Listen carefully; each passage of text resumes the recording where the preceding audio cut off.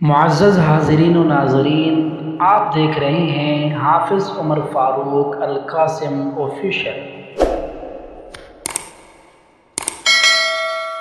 ادیان جتنے بھی ہیں، ادیان باطلہ، دین اسلام، یہود، عیسائیت، ہندو مت، ان سب مذاہب میں سے اسلام واحد ایک ایسا مذہب ہے، ایسا پبلکلی ایک ایسا عام مذہب ہے کہ اس مذہب کے اندر آپ کو ہر طرز زندگی کے بارے میں رہنمائی ملے گی۔ آپ معاشرت، معیشت، اخلاقیات، کردار، افکار، جس پر بھی ریسرچ کرنا چاہیں، اسلام کے اندر آپ کو ہر موضوع کے بارے میں مواد ملے گا۔ دراصل اسلام، اس کی جو استوار، اس کی جو بنیاد ہے، وہ کچھ عقائد پر ہے۔ اگر یہ عقائد انسان کی زندگی کے اندر ہوں تو وہ مسلمان کہلائے گا۔ عقیدے کا خود لغوی معنی ہے گرہ، گانٹھ۔ عقیدے کا اصطلاحی معنی، عقیدہ کہا جاتا ہے ایسی قلبی تصدیق کو، ایسی دلی تصدیق کو جو کسی درجے کے اندر آ کر یقین کی کیفیت پیدا کرتی ہے۔ ایسی کیفیت کو، ایسی چیز کو عقیدہ کہا جاتا ہے۔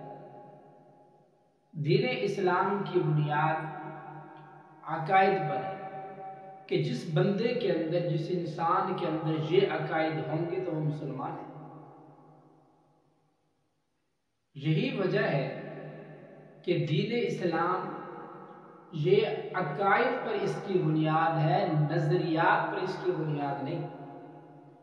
دین اسلام کی جو بیسک ہے وہ عقائد پر ہے، نظریات پر نہیں۔ اس لیے کہ نظریات وہ ہوتے ہیں جو تجربات کے نتیجے میں وجود میں آتے ہیں، اور انسانی تجربہ ہے، مشاہدہ، تجزیہ، تجربہ، یہ انسان کا بدلتا رہتا ہے۔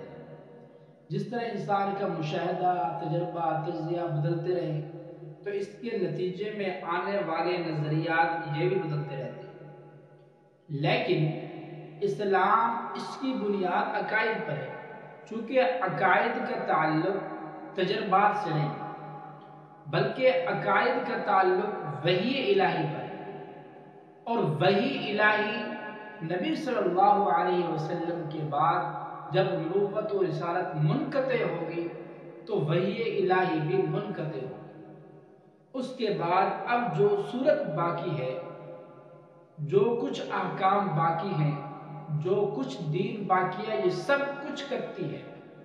اگر کسی کو اختلاف ہے تو لاکھ اختلاف ہو، پر اس کے اندر کوئی تبدیلی نہیں ہو سکتی۔